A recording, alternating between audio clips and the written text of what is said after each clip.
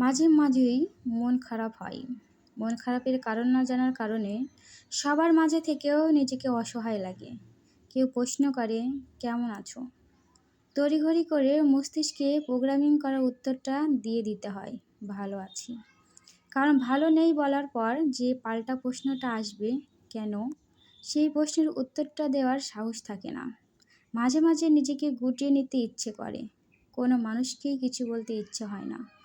কেমন একটা অদ্ভুত ব্যাপার, বলতে না পারা, বোঝাতে না পারার যন্ত্রণা অনেক বেশি।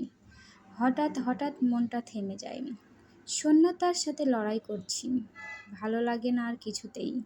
চারপাশের কোলাহল আমার ভেতর স্পর্শ করে না। মানুষ ভেবেছে আমি স্বাভাবিক, কিন্তু ভেতরে আমি আস্তে করে ভাঙি। তুমি চলে যাওয়ার পর শূন্যতার সাথে লড়াই করাই আমার অভ্যাস। চোখে হাসি রাখি, কিন্তু ভেতরে শুধু দাহন জমা থাকে। কোনো কিছুতেই আর মন বসে না। যা কিছু দেখি সব কিছু ফিকে হয়ে যায়, তবুও আমি আছি।